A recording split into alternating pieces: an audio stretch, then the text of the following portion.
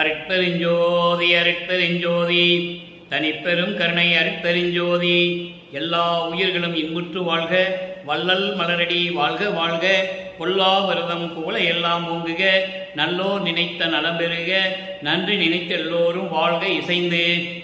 உலக மக்களே, அறிவார்ந்த அன்பர்களே, ஆன்மநேய ஒருமைப்பாடுடைய அன்பர்களே, வல்லப்பமான மக்கள்லிய திருவிற்பாவில் 3ஆம் திருமுறையில் பதிகம் 6 இன்பக் கிளவி என்ற பதிகத்தில் இருக்கின்ற பாடலுடைய விளக்கங்களை பார்த்து கொண்டிருக்கிறோம்.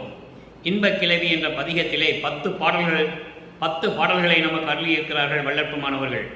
இன்பக் கிளவி என்பது தன்னை ஒரு பெண்ணாக வர்ணனை செய்து, இறைவனை காதலனாகவும் தன்னை காதலியாக வர்ணனை செய்து, இறைவன் எப்படி வீட்டுக்கு வருகிறார், வீட்டிலே இறைவனும் இவரும் எப்படி உரையாடுகிறார்கள் என்பதை உலக மக்களுக்கு தெரிவிப்பதுதான் இன்பக் கிளவி என்ற பதிகத்தில் இருக்கின்ற 10 பாடல்கள்.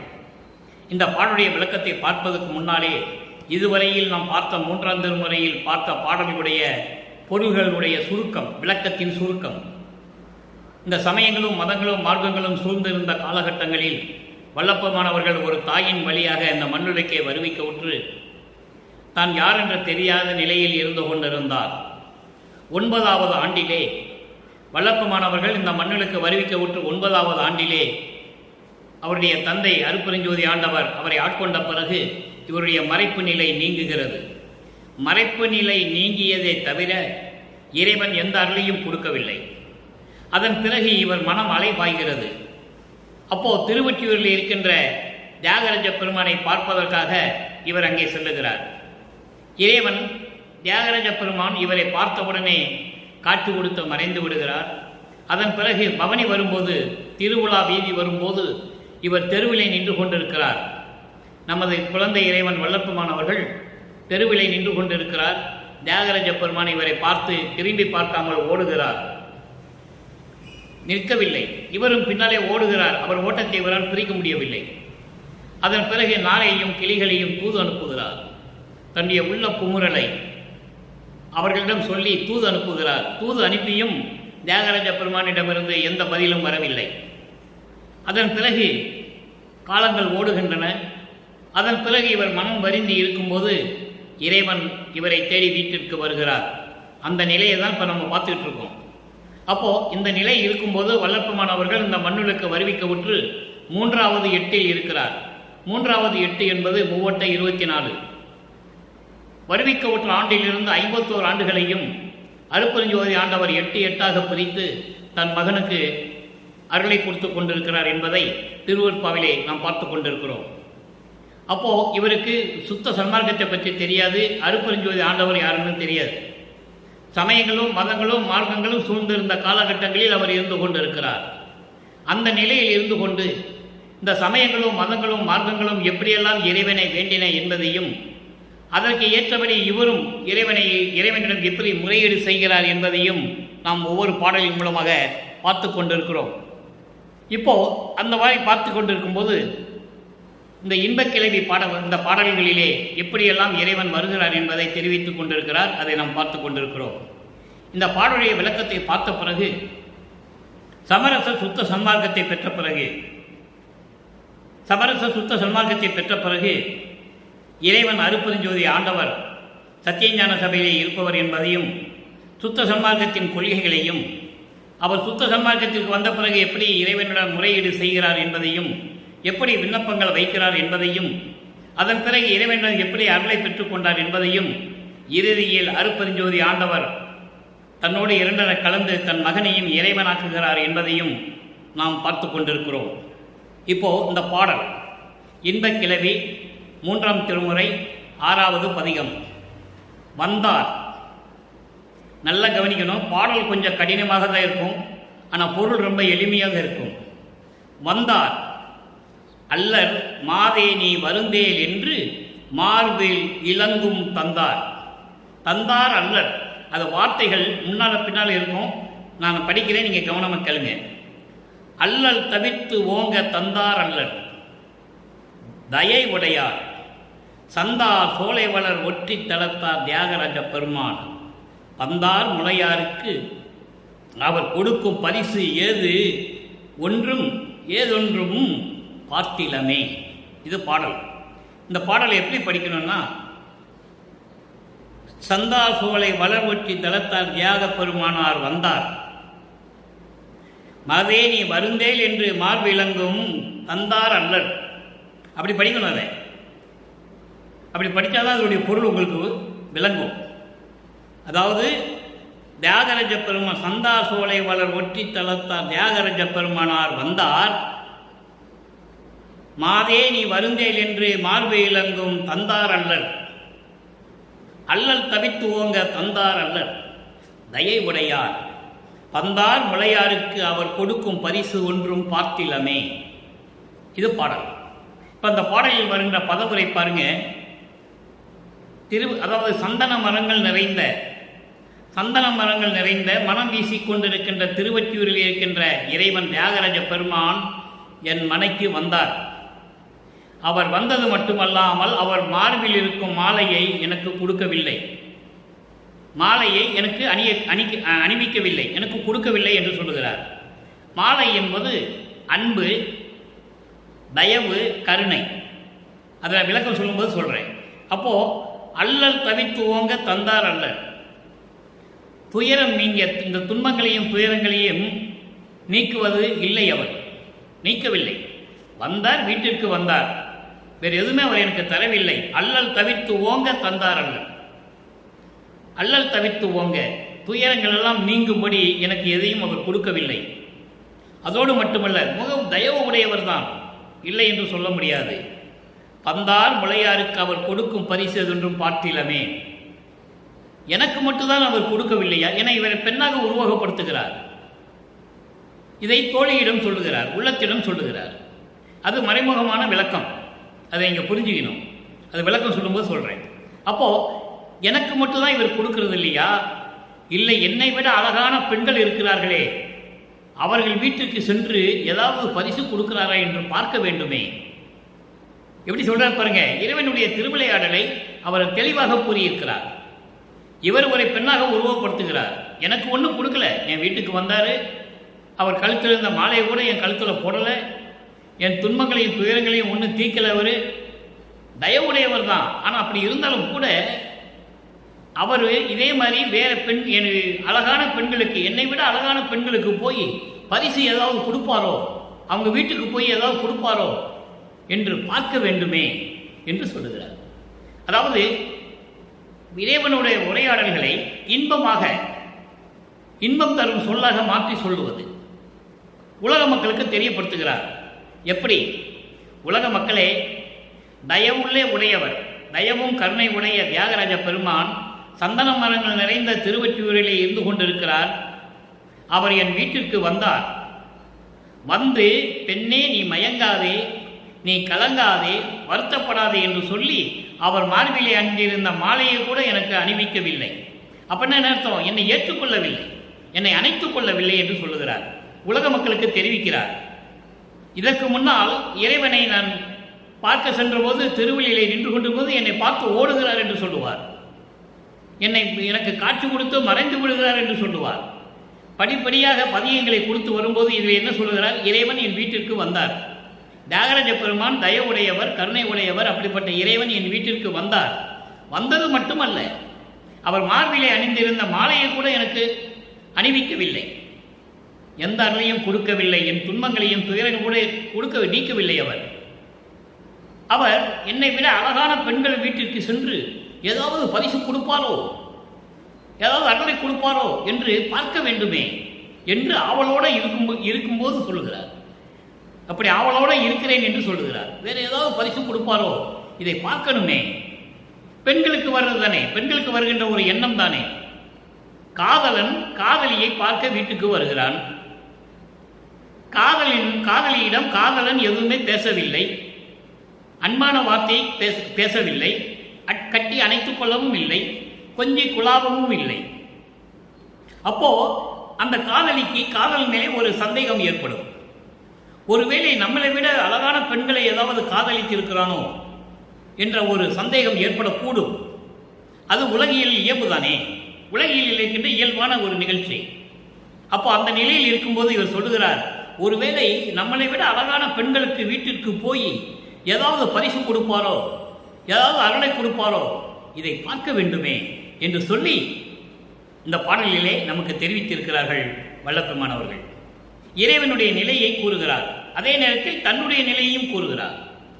இறைவன் எதுவும் கொடுக்கவில்லை, எந்த பரிசும் கொடுக்கவில்லை. வந்தார், இருந்தார், போயிட்டார், ஒன்றும் கொடுக்கலை. அப்போ அந்த நிலையில் இருக்கும்போது இறைவனை பற்றி சொல்கிறார். இப்போ இந்த பாடலை கோர்வையாக சொல்லுகிறேன். திருவொற்றியூரில் இருக்கின்ற சந்தன மரங்கள் நிறைந்து நறுமணம் வீசக்கூடிய திருவொற்றியூரில் இருக்கின்ற தயவுடைய இறைவன் தியாகராஜ பெருமானார் என் வீட்டிற்கு வந்தார். என் வீட்டிற்கு வந்தாரை தவிர அவர் மார்பிலே அணிந்திருந்த மாலையை கூட எனக்கு அணிவிக்கவில்லை. அப்போ என்னை கட்டி அணைத்துக் கொள்ளவில்லை என்று சொல்லுகிறார்.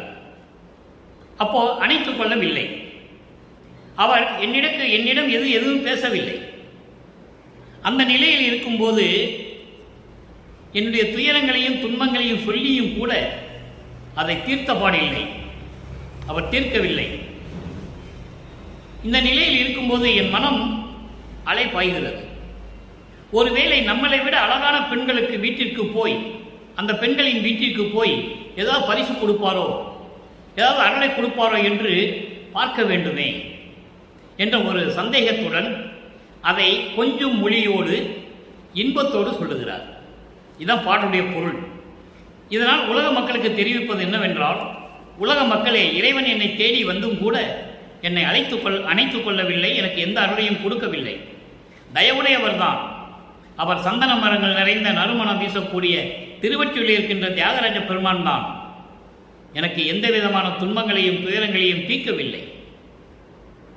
ஒருவேளை என் மனம் சஞ்சலப்படுகிறது. அழகான பெண்களுடைய வீட்டிற்கு சென்று வேறு ஏதாவது பரிசு கொடுப்பாரோ என்று என் மனம் சஞ்சலப்படுகிறது, அதையும் பார்க்கலாமே என்று சொல்லி நான் நினைத்து கொண்டிருக்கிறேன் என்று சொல்லுகிறார். இப்போ இந்த பாடலை பார்த்தாச்சு. இந்த பாடலுடைய விளக்கத்திற்கு ஏற்றபடி சமயங்களும் மதங்களும் மார்க்கங்களும் இல்லாத ஒரு தனி மார்க்கமான சமரச சுத்த சன்மார்க்கத்தை பெற்ற பிறகு எப்படி இறைவனிடம் முறையீடு செய்கிறார் அதையும் பார்க்க வேண்டும். ஏனென்றால் இது காலத்தின் சொல்ல வேண்டியது காலத்தின் கட்டாயம். வல்லபெருமான் அவர்கள், நமது இறைவன், அருட்பெருஞ்சோதி ஆண்டவராகிய நமது இறைவன் வல்லபெருமான் அவர்கள் ஒரு தாயின் வழியாக இந்த மண்ணுலைக்கு வருவிக்க உற்று 200 ஆண்டுகள் கடந்து விட்டன. 200 ஆண்டுகளிலும் வல்லபெருமானுடைய இறைநிலையை யாரும் சொல்லவில்லை. பேசினார்கள், வல்லபெருமானை பற்றி பேசினார்கள், இல்லை என்று சொல்ல முடியாது.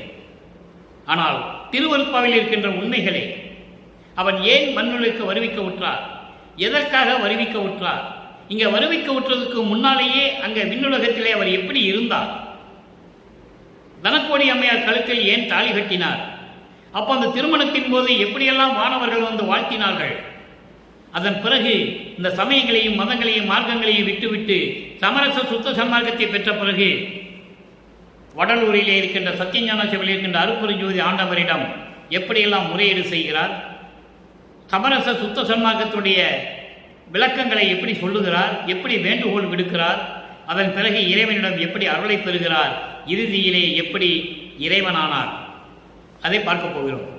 இது ஒவ்வொரு பாடலுக்கும் முடிவான சுத்த சன்மார்க்க விளக்கம். 6ஆம் திருமுறை 15 திருவடி முறையீடு. திருவடி முறையீடு 4வது பாடல். இன்று நாம் பார்க்கின்ற இன்பக் கிளவியில் இருக்கின்ற 4வது பாடலுக்கு இங்கு ஒரு விளக்கம். நல்ல கவனிங்க. 4வது பாடல் திருவடி முறையீடு பதிகம் 15 6ஆம் திருமுறை. யாரினும் கடையேன், யாரினும் சிறியேன், என் பிழை பொறுப்பவர் யாரே, பாரினும் பெரிதாம் பொறுமையோய் நீயே, பாவியேன் பிழை பொறுத்திலையேல், ஊரினும் புகுத ஒத்துமோ, பாவி உடம்பை வைத்து உலாவமும் படுமோ, சேரினும் எனைத்தான் சேர்த்திடார், பொதுவாம் தெய்வத்துக்கு அடாதவன் என்றே. இது பாடல். அருட்பெருஞ்சோதியே, என் தந்தையே, சமயங்களும் மதங்களும் மார்க்கங்களும் சூழ்ந்திருந்த காலகட்டங்களில் என்னை வருவிக்க செய்து, என்னை அதிலையும் ஈடுபட செய்து, அதன் பின் எனக்கு சமரச சுத்த சன்மார்க்கத்தை கொடுத்து, அதெல்லாம் தேவையில்லை பொய் என்று சொல்ல வைத்து, இப்போ நான் உன் முன்னால் வந்து நிற்கின்றேன் என்று சொல்லி முறையீடு செய்கிறார். எப்படி? யாரினும் கடையேன், எல்லாவர்களுக்கும் நான் கடைசியானவன், தன்னை தாழ்த்திக் கொள்ளுகிறார். யாரினும் சிறியேன், நான் இங்கே உலகத்தில் இருக்கின்ற எல்லாரையும் விட நான் சிறியவனாக இருக்கின்றேன்.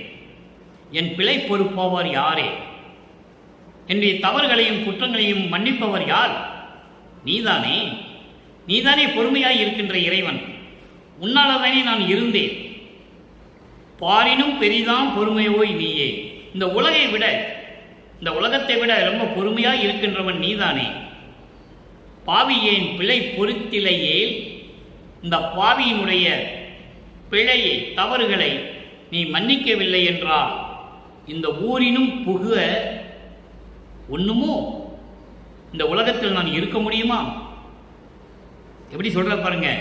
உன்னாலே வருவிக்க உற்ற நான் சமயங்களிலும் மதங்களிலும் மார்க்கங்களிலும் இருந்து கொண்டு நான் இருந்த காலத்தில் அந்த பிழைகளையும் தவறுகளையும் யார் மன்னிப்பார்கள்? உலகை விட பொறுமையாக இருக்கக்கூடியவன் நீதானே. இந்த பாவியினுடைய பிழைகளையும் குற்றங்களையும் நீ மன்னிக்கவில்லை என்றால் நான் இந்த உலகத்தில் இருக்க முடியுமா? ஊரினும் என்றால் இந்த உலகத்திலே புகுத ஒண்ணுமோ, இந்த உலகத்திலே நான் இருக்க முடியுமா? பாவி உடம்பை வைத்து உலாவமும் படுமோ, இந்த உடம்பை வைத்து நான் உலாவ முடியுமா? இந்த உடம்பை வைத்துக் கொண்டு நான் திரிந்து கொண்டிருக்க முடியுமா? சேரினும் இணைத்தான் சேர்த்தீடா. நான் யாராவது இடம் போய் சேர வேண்டும் என்றாலும் கூட என்னை யாரும் சேர்க்க மாட்டார்கள். காரணத்தை சொல்றார் பாருங்க. பொதுவாம் தெய்வத்துக்கு அடாதவன் என்று. பொதுவாக சொல்ல வேண்டும் என்றால் இவன் கடவுளுக்கே அடங்காதவன் என்று சொல்லுவார்களே. நான் அப்படிதான் இருந்தேன். யாரிடமும் பேசாமல் மதங்களையும் சமயங்களையும் மார்க்கங்களையும் பின்பற்றி கொண்டு நான் தெரிந்து கொண்டிருந்த போது எல்லாம் என்னை பார்த்தார்களே. அப்ப அவர்கள் என்ன சொல்லுவார்கள்? என்னை கடவுளுக்கே இவன் அடங்காதவன் என்று சொல்லுவார்கள். அதனால் நீதான் என்னை மன்னித்து ஏற்றுக்கொள்ள வேண்டும் என்று சொல்லி இந்த முறையீடு செய்கிறார். அடுத்த ஒரு விண்ணப்பம், வேண்டுகோள். சமரச சுத்த சன்மார்க்க வேண்டுகோளே சமரச சுத்த சன்மார்க்க வேண்டுகோள். 4வது பாடல்.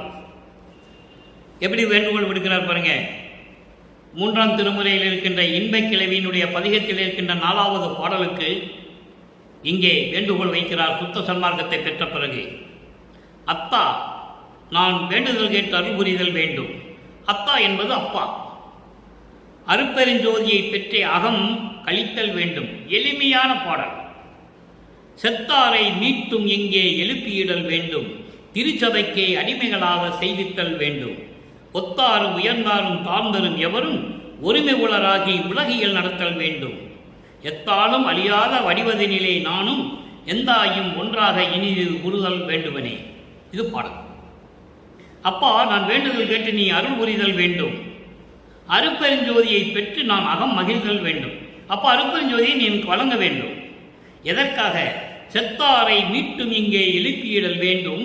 திருச்சபைக்கே அடிமைகளாக செய்வித்தல் வேண்டும். சமரச சுத்த சன்மார்க்கத்தை தெரியாமல் எத்தனையோ பேர் இறந்து விட்டார்கள்.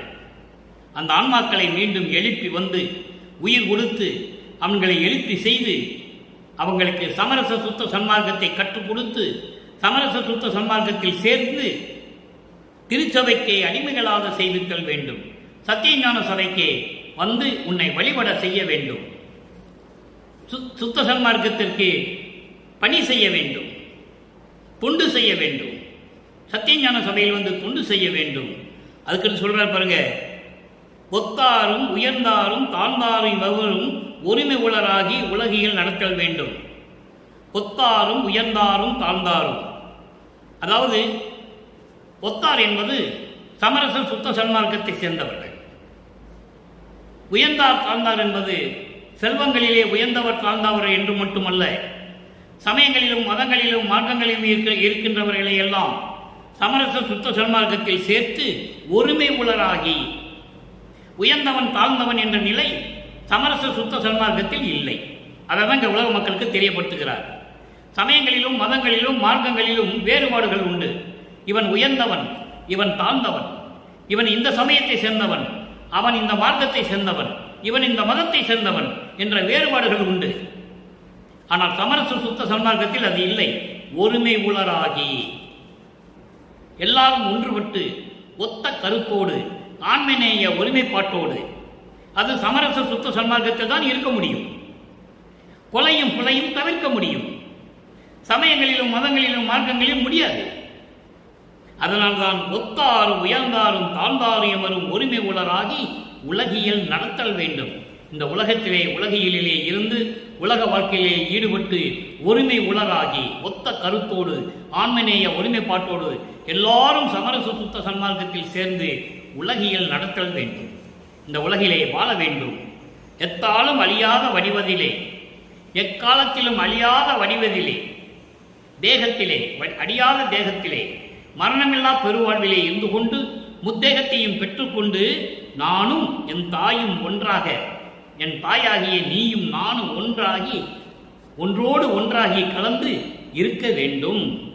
இனிது உறல் வேண்டுவனே, மகிழ்வோடு இருக்க வேண்டுவனே என்று சொல்லி இந்த வேண்டுகோளை நமக்கு வல்லப்பமானவர்கள் அருளியிருக்கிறார்கள். உலக மக்களுக்கு தெரியப்படுத்துகிறார். உலக மக்களே, நாம் இறைவனிடம் இப்படியெல்லாம் முறையீடு செய்ய வேண்டும். அப்பா, நான் வேண்டுதல் கேட்டு நீ அறிவுறுதல் வேண்டும், அருப்பெருஞ்சோதியை பற்றி அகமளித்தல் வேண்டும். அதாவது சுத்த சன்மார்க்கத்தில் இருந்து கொண்டு சமயங்களையும் மதங்களையும் மார்க்கங்களையும் சொல்லப்பட்ட நெறிகளை எல்லாம் நீக்கிவிட்டு எல்லாரும் ஒத்த கருத்தோடு ஆண்மநேய ஒருமைப்போடோடு ஒன்றாக வாழ வேண்டும் இந்த உலகிலே என்று சொல்லுகிறார். அதை இந்த முத்தேகத்தோடும் அழியாத வடிவிலே நானும் நீயும் ஒன்றாக இனிதுறல் வேண்டுவனே என்று சொல்லி இந்த பாடலை நமக்கு அருளியிருக்கிறார்கள். நம்மளையெல்லாம் படைத்து காத்து கொண்டிருக்கின்ற அருப்பெருஞ்சோதி ஆண்டவராகிய வல்லற்பமானவர்கள். அடுத்து ஒரு வேண்டுகோள் பாருங்க, அருள் விளக்க மாலை. இப்போ எல்லாம் பார்த்தாச்சு. இது சிவ தரிசனத்தில் ஒரு வேண்டுகோள். பதிகம் 23 சிவ தரிசனம் 4வது பாடல். இங்க ஒரு முறையீடு. மரப்பு அறியா பேரறிவில் வாய்த்த பெருசுகமே, மலைவரியா நிலை நிரம்ப வயங்கிய செம்பொருளே. அங்கே நாம் பார்த்த இன்று 3ஆம் திருமுறையிலே இன்பக் கிளவியிலே பார்த்த திருவொற்றியிலே இருக்கின்ற தியாகராஜ பெருமான் என்று சொல்லுவார். இறைநிலையை அவ்வளவு அந்த ஒரே வரியில தான் சொல்லுவார். சமரச சுத்த சன்மார்க்கத்தை பெற்ற பிறகு இறைவனை எப்படியெல்லாம் இறைநிலையை சொல்லுகிறார் என்பதை இங்கே பார்க்க போகிறோம். மரப்பு அறியா பேரறிவில் வாய்த்த பெருசுகமே, மலைவு அறியா நிலை நிரம்ப வயங்கிய செம்பொருளே, இறப்பு அறியா திருநெறியில் என்னை வளர்த்தருளும் என்னுடைய நற்றாயே, என் தாயே, நினது சிறப்பறியா உலகமெல்லாம் சிறப்பறிந்து கொள்ளவே, சித்த சிகாமணியே, நீ சித்தியெல்லாம் விளங்க பிறப்பறியா பெருந்தவரும் வியப்ப வந்து தருவாய். பெருங்கருணை அரசே, நீ தரும் தருணம் இதுவே. இது பாடம். சிவ தரிசனம் என்பது நீங்கள் உடனே சிவங்கிட்ட போயிடக்கூடாது. சிவம் என்பது அருப்பெருஞ்சோதி. சிவன் வேறு, சிவம் வேறு, ஞானம் வேறு, மெஞ்ஞானம் வேறு, அறிவு வேறு, மெய்யறிவு வேறு, இப்படியெல்லாம் நிறைய விளக்கங்கள் இருக்கின்றன. சிவ தரிசனம் என்பது அருப்பெருஞ்சோதி ஆண்டவருடைய தரிசனம். அதிலே இறைவனை எப்படி சொல்றார் பாருங்க, எப்படி வந்து அருள வேண்டும் என்று சொல்லுகிறார். மரப்பு அறியா பேரறிவில் வாய்த்த பெரும் சுகமே. மரப்பு என்பது மறதி. மறதி அறியா அப்படின்னா எப்பவுமே பிரபஞ்சத்தை பற்றியும் பிரபஞ்சத்தில் இருக்கின்ற உயிரினங்களை பற்றியும் நினைத்து கொண்டிருக்கின்ற இறைவன். இதை இந்த மரப்பு என்பதை வல்லப்பமானவர்கள் கேவல நிலை என்று சொல்லுவார், கேவலமாய் என்று சொல்லுவார். கேவலம் என்பது மரப்பு, மரப்பு என்பது மறதி. அந்த மறதி இல்லாத இறைவன், மறதி இல்லாத இறைவன் பேரறிவில் வாய்த்த பெரும் சுகம். மெஞ்ஞான அறிவு, பேரறிவு என்பது மெஞ்ஞான அறிவு, ஞானம் என்பது ஞான அறிவு என்பது வேறு, மெஞ்ஞான அறிவு என்பது வேறு. மெஞ்ஞானம் அறிவு என்பது முக்காலத்தையும் உணர்ந்த அறிவு. பெரும் சுகமே, பேரின்பமான இறைவனே, அருப்பெருஞ்சோதியே, மலைவு அறியா நிலை நிரம்ப வயங்கிய செம்பொருளே, திகைப்பு அறியாத நிலையில் இருக்கின்ற, திரைப்புகள் நிலை இருக்கின்ற, பரிபூர்ணமாக விளங்கிக் கொண்டிருக்கின்ற செம்பொருளே. செம்பொருளே என்பது அருப்பெருஞ்சோதியே. அருப்பெருஞ்சோதியே, இறப்பு அறியாத திருநெறியில், இறப்பு அறியா திருநெறி, என்றும் நிலைக்கக்கூடிய அழியாத திருநெறி, சமரச சுத்த சன்மார்க்க நெறி. நல்லா கவனிக்கணும், எப்படி சொல்றாருன்னு நீங்க புரிஞ்சுக்கணும். சமயங்களையும் மதங்களையும் மார்க்கங்களையும் இறப்பறியா நெறி என்று சொல்ல மாட்டார், துன்மார்க்க நெறி என்று சொல்லுவார். துயரங்களையும் துன்பங்களையும் தரக்கூடிய நெறி என்று சொல்லுவார். இங்கே இறப்பு அறியா திருநெறி. இறப்பறியா திருநெறி என்பது சமரச சுத்த சன்மார்க்க நெறியில் என்னை வளர்த்து அருளும். அப்போ வளர்க்கிறார், என்னை வளர்த்து அருளும் என்னுடைய நல் தாயே, என்னை மகனாக வைத்துக்கொண்டு சமரச சுத்த சன்மார்க்கத்தில் என்னை வளர்த்து கொண்டிருக்கின்ற எனது தாயே, நல்ல தாயே, என் தந்தையே, என் தாயே, எனது சிறப்பு அறியா, உனது சிறப்பை அறிய முடியாத இந்த உலகங்கள் எல்லாம் சிறப்பு அறியும்படி சித்திய சிகாமணியே, நீ சித்தியெல்லாம் விளங்க பிறப்பறியா பெருந்தவரும் வியந்து வந்து தருவாய். எப்படி தர வேண்டும் சொல்றான்னு பார்க்கணும். நீங்க எப்படி தர வேண்டும் என்று சொல்லுகிறார். சிறப்பு அறியாத இந்த உலகமெல்லாம் உன்னுடைய சிறப்பை பற்றியும் உன்னுடைய புகழை பற்றியும் அறியாத இந்த உலகத்துக்கெல்லாம் தெரிந்து கொள்ளுமாறு பெரிய பெரிய தவங்கள் செய்துகின்ற பெரியவர்கள்லாம் வந்து வியக்கும்படி என்னிடம் வந்து நீ அருளை தர வேண்டும்.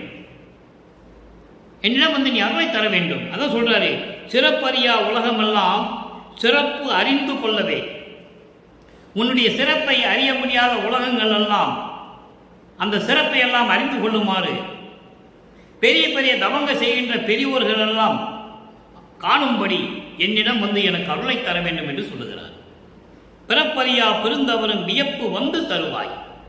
பெருங்கருணை அரசே, நீ தரும் தருணம் இது, நீ அருளை தரக்கூடிய தருணம் இதுதான், விரைவில் வந்து எனக்கு அருள வேண்டும் என்று சொல்லி இந்த பாடலை நமக்கு அருளி இருக்கிறார்கள் நமது இறைவன் வல்லப்பமானவர்கள். சரி, இப்போ இதெல்லாம் முடிஞ்சது. விண்ணப்பங்கள் வேண்டுகோள் எல்லாம் வச்சாச்சு. இப்போ அருள் விளக்கம் மாலை. இறைவனை பெற்ற அருளை எப்படி விளக்கி சொல்லுகிறார். 37வது பதிகம் 64வது பாடல் அருள் விளக்க மாலை. அங்கே இன்பக்கிழமையிலே 4வது பாடலிலே வீட்டுக்கு வந்தார், என்னை பார்த்து எதுவும் பேசவில்லை, அருளையும் கொடுக்கவில்லை, தெளிவாக சொல்லுகிறார். அப்போ எப்படி அருளை பெற்றுக்கொண்டார்? சுத்த சன்மார்க்கத்தை பெற்ற பிறகு கலைக்கொடி கண்டு அறியாத புலைக்குடியில் கடையே. கலைக்கொடி என்று சொல்லுகிறார், நல்ல கவனிங்க, விளக்கம் தருகிறேன். கலைக்கொடி கண்டு அறியாத புலைக்குடியில் கடையே, கைதவனேன் பொய் தவமும் கருத்தில் உவந்து அருளி மலைக்கு உயர்மா தவிசு ஏற்றி மணிமுடியும் சூட்டி மகனே நீ வாழ்க என வாழ்த்திய என் குருவே. எப்படி விளக்கம் பாருங்க. எப்படியெல்லாம் வளர்ப்பமனை பற்றி பேசுகிறார்கள். இதெல்லாம் யார் சொன்னது? மக்களிடம் யார் சொல்லல. எப்படி மகனே நீ வாழ்க என வாழ்த்திய என் குருவே, புலைக்கொடியால் ஒரு சிறிதும் புலப்பட கண்டு அறியா, புலைக்கொடியால் ஒரு சிறிதும் புலப்பட கண்டு அறியா பொன்னே. யாருக்கு கிடைக்காத இறைவன் எப்படி சொல்றார் பாருங்க. நான் உண்ணுகின்ற புத்தமுது திரளே, விலைக்கு அறியா மாமணியே, வெறுப்பு அறியா மருந்தே, விளங்கும் நடத்தரசே, என் விளம்பும் அணிந்து அருளே. இது பாடல். இப்போ பாருங்க, இதனுடைய விளக்கம் பாருங்க. கலை கொடி கண்டு அறியாத கலை கொடி என்பது கலை நூல்கள், வேதங்கள், ஆகம நூல்கள், சாஸ்திர நூல்கள் எது இருந்தாலும் கலையிலே வந்து சேர்ந்து கொண்டிருக்கின்றன. அப்போ அந்த வேதங்களும் சிவநெறி நூல்களும் கண்டே அறியாத புலைக்குடியில் கடையே. புலைக்குடியில் என்பது நாம் சமயங்களிலும் மதங்களிலும் மார்க்கங்களிலும் பின்பற்றி கொண்டிருந்த போது இந்த வேத நூல்களிலும் ஆகம நூல்களிலும் சொல்லப்பட்ட அந்த கருத்துக்கள் எனக்கு தெரியவில்லை. அதோடு மட்டுமல்ல, உயிருக்கு ஞானம் வழங்கும் உயர் தத்துவம் கொண்டது கூட எனக்கு தெரியவில்லை. எப்படி வேணால் நீங்கள் விளக்க எடுத்துக்கலாம். உயிருக்கு வழங்கும் ஞானம் வழங்கும் உயிர் தத்துவத்தை கூட எனக்கு தெரியவில்லை. ஆன்ம விளக்கம் தரும் நிலையை கூட நான் கண்டறிந்ததில்லை. அப்படிப்பட்டவன் நான். அந்த கடையே கைதவனேன் பொய் தவமும், தவறான நெறிகளில் ஈடுபட்டு பொய் தவங்களையே செய்து கொண்டிருந்தேன். சமயங்களிலும் மதங்களிலும் மார்க்கங்களிலும் ஈடுபட்டு அவைகள் சொன்ன நெறிகளிலே தான் நான் இருந்து கொண்டிருந்தேன். இதையெல்லாம் உன் கருத்தில் ஏற்றுக்கொண்டு உன் உள்ளத்தில் ஏற்றுக்கொண்டு என்னை மன்னித்து உவந்து அருளே. மகிழ்ந்து மன்னித்து மகிழ்ந்து எனக்கு அருளி மலைக்கு உயர் மா தவிசி ஏற்றி, மலையை விட மிக உயரமான இடத்தில் எனக்கு ஒரு இருக்கையை அமைத்து அதிலே ஏற்றி, சரியை கிரிய யோக ஞானம் என்ற 16 நிலைகளிலே இருந்து கொண்டு அந்த 16வது நிலையான ஞானத்தில் ஞானம் என்ற நிலையில் ஏற்றி, தவிசு என்றால் ஒரு இருக்கை, மலைக்கு உயரமான இடத்தில் இருக்கின்ற ஒரு இருக்கையிலே என்னை ஏற்றி என்று சொல்லுகிறார். அப்போ அது சிவஞான வெளி என்று பொருள். சிவஞான வெளி என்பது அருட்பெருஞ்சோதி இருக்கின்ற ஆண்டவர் இருக்கின்ற 16வது நிலையில் இருக்கின்ற வெளி, கடவுள் நிலை அறிந்த அம்மையமாதமான வெளி. ஏமசித்தி, சாதா கல்வி, தத்துவங்களை விக்ரம் செய்தல், அதன் பிறகு கடவுள் நிலை அறிந்த அம்மையமாதல். அந்த நிலைதான் இங்கே சொல்லுகிறார். மலைக்கு உயர்ந்த மா தவிசு ஏற்றி, அப்படி ஒரு இருக்கையிலே அந்த வெளியிலே என்னை இருக்க வைத்து மணிமுடியும் சூட்டி. மணிமுடியும் சூட்டி என்பது உலகிலே சொல்லுவார்கள், மன்னன் இளவரசனுக்கு மணிமுடி சூட்டி அரசாட்சியை கையில் கொடுத்தான் என்று சொல்லுவார்கள். அதுபோன்று அருட்பெருஞ்சோதி ஆண்டவர் தன் மகனுக்கு மணிமுடி சூட்டி எல்லா அருளையும் கொடுத்து இந்த பிரபஞ்சத்தை இயக்கக்கூடிய எல்லா சக்தியையும் கொடுத்து, அதான் மணிமுடி சூட்டி என்று சொல்லுகிறார். பிரபஞ்சத்தில் எந்த முனிவனும் ரிஷியும் இறைவன் இப்படியெல்லாம் எனக்கு அருளினார் என்று யாரும் சொல்லவில்லை. எத்தனையோ கோடியான முனிவர்கள் ரிஷிகள் எல்லாம் தோன்றினார்கள்.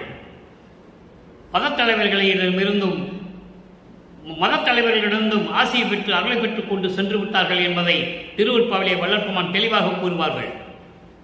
யாராக இருந்தாலும் சரி, பிரம்மன் திருமால் யாராக இருந்தாலும் சரி, அவருடைய அருளை பெற்றுக்கொண்டு இந்த வையகத்துக்கும் வானகத்துக்கும் மனம் போனபடி திரிந்தவர்கள் என்று சொல்லுவார். திருவருட்பாவிலே எல்லா உண்மைகளும் உண்டு. அப்படி இல்லாமல் மலைக்கு உயர் மா தவிசை ஏற்றி மணிமுடியும் சூட்டி மகனே, ஏன்னா மகனுக்கு தான் மணி சூட்டி முடியும், மகனுக்கு தானே இளவரசர் பட்டம் கொடுக்க முடியும், மகன்கிட்ட தானே எல்லா அதிகாரத்தையும் கொடுக்க முடியும். அதான் மணிமுடி சூட்டி மகனே நீ வாழ்க என வாழ்த்திய என் பொருவே, என் அருட்பெருஞ்சோதி தந்தையே, புலைக்கொடியார் ஒரு சிறிதும் புலப்பட கண்டு அறியா பொன்னை. புலைக்கொடியார் என்பது ஒரு உயிரை கொன்று அதனுடைய உடம்பை, அந்த பிணத்தை தன் உடம்பிற்கு உணவாக எடுத்துக்கொண்டிருக்கின்ற அந்த நபர்களுக்கு, அப்படிப்பட்டவர்களுக்கு கண்ணில் புலப்படாத அறிய முடியாத இறைவனே, சமயங்களிலும் மதங்களிலும் மார்க்கங்களிலும் இருந்து கொண்டு துன்பங்களையும் துயரங்களையும் தந்து கொண்டிருக்கின்ற நபர்களுக்கு, அப்படிப்பட்டவர்களுக்கு புலப்பட முடியாத அளவிற்கு, பார்க்க முடியாத அளவிற்கு, அறிய முடியாத அளவிற்கு இருக்கின்ற அருட்பெருஞ்சோதியை என்று சொல்லுகிறார். புலைக்கொடியார் ஒரு சிறிதும் புலப்பட கண்டு அறியா பொன்னே. எவ்வளவு அற்புதமா சொல்றார் பாருங்க. அப்போ சமரச சுத்த சன்மார்க்கத்துடைய நெறியை அங்கே உலக மக்களுக்கு தெரிவிக்கிறார். இப்படிப்பட்டவர்களெல்லாம் இறைவனை பார்க்க முடியாது. அதைதான் சத்தியஞான சபையிலே கொலையும் புலையும் தவிர்த்தவர்கள் மட்டும் உள்ளே புகுவும் என்று சொன்னார், உள்ளே வரவும் என்று சொன்னார். அதைதான் இங்கே சொல்லுகிறார்.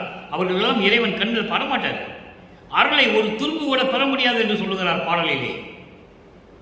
அதுதான் சமரச சுத்த சன்மார்க்கம், தனிப்பட்ட மார்க்கம், தனியான மார்க்கம். சமயங்களையும் மதங்களையும் மார்க்கங்களையும் சார்ந்ததல்ல. அதில் சொல்லப்பட்ட சங்கற்ப விகற்பங்களெல்லாம் சுத்த சன்மார்க்கத்தில் கிடையாது.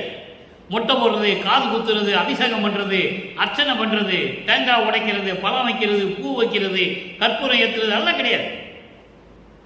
அருட்பெருஞ்சோதி இருக்கும், மகாமந்திரத்தை சொல்லணும். அருட்பெருஞ்சோதி அருட்பெருஞ்சோதி தனிப்பெருங்கனி அருட்பெருஞ்சோதி மகாமந்திரம் சொன்ன முடிஞ்சது, அவ்வளோதான். இறைவனை அருளை பெற்றுக்கொண்டு சென்று விடலாம். சைவ நெறியில் இருக்க வேண்டும். நான் உண்ணுகின்ற புத்த அமுத திரளே, நான் என்னாலும் நினைத்து கொண்டிருக்கின்ற புத்த அமுது போன்ற இறைவனே, அமுது போன்ற இறைவனே, விலைக்கு அறியா மாமணியே, விலையிட முடியாத, மதிப்பிட முடியாத, ஒப்பற்ற நிலையில் இருக்கின்ற அருட்பெருஞ்சோதியே, வெறுப்பு அறியா மருந்தே, உயிர்களிடத்தில் வெறுப்பு காட்டாத இறைவனே. அப்படின்னா என்ன அர்த்தம்? எல்லா உயிர்களும் இன்புற்று வாழ்க என்று வாழ்த்துகின்ற இறைவன். எல்லா உயிரும் இன்புற்று வாழ்க என்று வாழ்த்துகின்ற இறைவன் வெறுப்பறியா மருந்தே என்று சொல்லுகிறார். சத்திய ஞான சேவையை விளங்கிக் கொண்டிருக்கின்ற அருள் நடனம் செய்து கொண்டு அருளாட்சி செய்து கொண்டிருக்கின்ற இறைவனே, நான் சொல்லுவதையெல்லாம் கேட்டு ஏற்றுக்கொண்டு எனக்கு அருள வேண்டும் என்று சொல்லி இந்த பாடலை நமக்கு அருளியிருக்கிறார்கள் அருள் விளக்க மாலையிலே. அடுத்து இறுதியாக ஒரே ஒரு விளக்கம் அன்பர்களே. 112வது பதிகம் மெய் அருள் வியப்பு. இறைவனிடம் பெற்ற அருளை எப்படி வியந்து சொல்லுவது உலக மக்களுக்கு? இங்கே 94வது பாடல் இறுதியான விளக்கம். சிற்றம்பலத்தில் நடனம் காட்டி சிவத்தை காட்டியே, சிற்றம்பலத்தில் நடனம் காட்டி சிவத்தை காட்டியே, சிறப்பாய் எல்லாம் வல்ல சித்தி திறத்தை காட்டியே, குற்றம் பலவும் தீர்த்து எந்தனக்கு ஓர் முடியும் சூட்டியே, கோவே நீயும் என்னுள் கலந்து கொண்டாய் நாட்டியே. எளிமையான பாடல், 4 வரிதான். விளக்கம் அற்புதமான விளக்கம். இந்த விளக்கத்தை மட்டும் சொல்ல வேண்டுமென்றால் இன்னும் 1 மணி நேரம் கூட சொல்லலாம். ஆனால் நமக்கு நேரம் பற்றவில்லை, அதனால் சுருக்கமாக சொல்லுகிறேன். சிற்றம்பலத்தில் நடனம் காட்டி, சத்திய ஞான சபையிலே சிற்றபையிலே நடனம் காட்டி அருள் நடனம் காட்டி அருளாட்சி செய்து கொண்டிருக்கின்ற இறைவன் சிவத்தை காட்டியே. சிவம் என்பது அருட்பெருஞ்சோதி. அருட்பெருஞ்சோதியை காட்டி நடனத்தை காட்டியிருக்கின்ற இறைவன் சிறப்பாக விளங்கிக் கொண்டிருக்கின்ற அருள் வல்லமையோடு விளங்கிக் கொண்டிருக்கின்ற இறைவனே அருட்பெருஞ்சோதியே, அதான் சிறப்பாய் என்று சொல்லுகிறார். எல்லாம் வல்ல சித்தி திறத்தை காட்டியே, எல்லாம் வல்ல சித்திகளுடைய திறத்தை, அந்த வலிமையை, அருள் வல்லமத்தை, வழிமுறையை, இந்த பிரபஞ்சத்தை இயக்கக்கூடிய வழிமுறையை எனக்கு காட்டியே, மணிமுடியை சூட்டியே, குற்றம் பலவும் தீர்த்து. சமயங்களிலும் மதங்களிலும் மார்க்கங்களிலும் நான் சார்ந்திருந்த போது, அதனுடைய வழிமுறைகளை நான் பின்பற்றி கொண்டிருந்த போது, அவற்றையெல்லாம் மன்னித்து அவற்றையெல்லாம் நீக்கி சமரச சுத்த சன்மார்க்கத்தை கொடுத்து எந்தனக்கு ஒரு முடியும் சூட்டி, மகன் என்ற அதிகாரத்தை கொடுத்து இந்த பிரபஞ்சத்தை இயக்குவாயாக என்ற அருள் வல்லமைகளை எல்லாம் எனக்கு கொடுத்து வழங்கி இருக்கின்ற இறைவனே அருட்பெருஞ்சோதியே, கோவே என்று சொல்லுகிறார். கோவே என்றால் அரசனே என்று பொருள். அருட்பெருஞ்சோதியே, நீயும் என்னுள் கலந்து கொண்டாய். நல்லா கவனிக்கணும். நீயும் என்னுள் கலந்து கொண்டாய், நான் உன்னில் கலந்து கொண்டேன் என்று சொல்லவில்லை. அருட்பெருஞ்சோதி ஆண்டவர் இவரோடு கலந்து கொள்ளுகிறார். அதுதான் கான்செப்ட். கடைசி திருவிளையாடல். இறைவன் தன் மகனை ஒரு தாயின் வழியாக இந்த மண்ணிலுக்கு வருவிக்க செய்து, சாதிகளிலும் மதங்களிலும் மார்க்கங்களிலும் சமயங்களிலும் ஈடுபட செய்து, அதன் பிறகு இதெல்லாம் பொய் மகனை என்று சொல்ல வைத்து சமரச சுத்த சன்மார்க்கத்தை கொடுத்து, இந்த சமரச சுத்த சன்மார்க்கத்தை உலக மக்களிடம் சொல்லி உலக மக்களை எல்லாம் இதில் சேர்க்க வேண்டும் என்று சொல்லி, அதன் பிறகு எல்லா வகையையும் கொடுத்து 5 தொழில்களையும் கொடுத்து இந்த பிரபஞ்சத்தை இயக்குவாயாக மகனை என்று முடிசூட்டி தன் மகனோடு 2 கலந்து கொண்டார். அதனால்தான் இறைவன் ஒருவன் என்று சொன்னார் வல்லற்பமானவர்கள். அருட்பெருஞ்சோதிதான் இயற்கை உண்மையின் விளக்க கடவுள் என்று சொன்னார். தன்னை கடவுள் என்று சொன்னால் 2 விதமாக வழிபடுவார்கள். இப்ப சமயங்களிலும் மதங்களிலும் மார்க்கங்களிலும் எப்படியெல்லாம் வழிபடுகிறார்கள்? சிவபெருமான் என்றும் நடராஜன் என்றும் சொக்கநாதன் என்றும் பல பெயர்களிலே பல சமய தலைவர்களை, முருகன் என்றும் விநாயகர் என்றும் அம்மன் என்றும் சூரியன் என்றும், அவன் சௌரம் சமயத்தை சேர்ந்தவன், சௌரம் சமயத்தை சேர்ந்தவன் சூரியன். அப்போ இப்படியெல்லாம் சமய தலைவர்களையும் அதிகார தலைவர்களையும் வணங்குகின்ற மக்கள் மறுபடியும் அருட்பெருஞ்சோதியை வளர்ப்புமணியும் தனியாக வணங்கி விடுவார்கள் என்பதற்காக இறைவன் ஒருவனே நிலை என்ற மக்களுக்கு தெரிய வேண்டும். அதனால்தான் இறைவன் தன் மகனோடு 2 கலந்து கொள்கிறார். வல்லற்பமானும் அருட்பெருஞ்சோதியும் ஒன்றுதான். அருட்பெருஞ்சோதியும் வல்லற்பமானும் ஒன்றுதான். அதனால்தான் என்னை தனியாக வணங்க தேவையில்லை என்று சொன்னார். ஏனால் இறைவன் தன்னோடு இருக்கிறார். நானும் அவனும் ஒன்றுதான், ஒன்றாகிவிட்டோம் என்று சொல்லுவார். நான் தானானான், தான் நானானான், நானும் தானும் ஆனோம், ஒன்றானோம் என்று சொல்லுவார். அற்புதமாக இருக்கும். பெற்றேன் என்றும் இரவாமை வேதம் தவிர்ந்த இறைவன் என்னை உற்றை கலந்தான். அருமையா சொல்லுவார். நானும் அவனும் ஒன்றானோம் என்று சொல்லுவார். ஆக இறைவன் ஒருவன் அருட்பெருஞ்சோதி. அவர் தன் மகனோடு 2 கலந்து கொண்டார். இப்போ இந்த பிரபஞ்சத்தை இயக்குவது வல்லற்பெருமானவர்கள். அவர்தான் அருட்பெருஞ்சோதி ஆண்டவராகிய வல்லற்பெருமான். அவர்தான் இந்த பிரபஞ்சத்தை ஏற்றிக் கொண்டு 5 தொழிலையும் செய்து கொண்டு நம்மளை எல்லாம் படைத்து உயிர்களை எல்லாம் படைத்து காத்து கொண்டிருக்கின்ற இறைவன். எனவே உலக மக்களே, நீங்கள் எல்லாரும் சமரச சுத்த சன்மார்க்கத்தில் இணைய வேண்டும். அதெல்லாம் வல்லப்பெருமான் சொல்றார். ஏன் வருவிக்க விட்டேன் என்று சொல்லுகிறார். அகத்தை கருத்து புறத்தை வெளுத்திருந்த உலக அனைவரையும் சகத்தை திருத்தி சமயங்களிலும் மதங்களிலும் மார்களிலும் பல நெறிகளை பின்பற்றிக் கொண்டு துன்பப்பட்டுக் கொண்டிருக்கின்ற உலக மக்களை எல்லாம் ஒன்றாக திரட்டி சன்மார்க்கத்தை அடைவித்திட இந்த இவைகளெல்லாம் சன்மார்க்கத்திலே சேர்த்து அவரும் இகத்தை பரத்தை பெற்று மகிழ்ந்திடுவதற்கென்றே. இகம் என்பது இந்த உலகம். இந்த மண்ணுலகிலே எல்லா பலன்களையும் அருள் செல்வங்களையும் இறைவனுடைய எல்லா செல்வங்களையும் பெற்றுக்கொண்டு நோயற்ற வாழ்வில் வாழ வேண்டும் என்பதற்காகவே மகிழ்ந்திடுவதற்கென்றே என்னை உகத்தே இறைவன் வருவிக்க உற்றேன். தெளிவாக சொல்றார். அப்புறம் ஏன் அவரை இறைவன் என்று சொல்லவில்லை? அதுதான் வருத்தமான விஷயம். வல்லப்பெருமான் இறைவன். அவர் இறைவனாகவே இறைவனால் வருவிக்க உற்றவர். தன் மகனை உலகியலிலே ஈடுபட செய்து திருவிளையாடல் செய்து கொண்டிருக்கிறார் அருட்பெருஞ்சோதி ஆண்டவர் என்பதை நான் பதிவு செய்ய கடமைப்பட்டிருக்கிறேன். இறைவனுடைய கடைசி திருவிளையாடல். இனிமேல் திருவிளையாடலே கிடையாது. அப்பனும் மகனும் ஒன்னா இருந்துகிட்டு பிரபஞ்சத்தை இயக்கிட்டு இருக்காங்க, அவ்வளவுதான். இனிமே யாருக்காகவும் எந்த திருவிளையாடலும் கிடையாது. இனிமே இறைவனிடம் அருளை பெற வேண்டியதுதான் பாக்கி. அப்போ சமரச சுத்த சன்மார்க்கத்தில் இருந்தால்தான் அருளை பெற முடியும் என்பதுதான் உண்மை.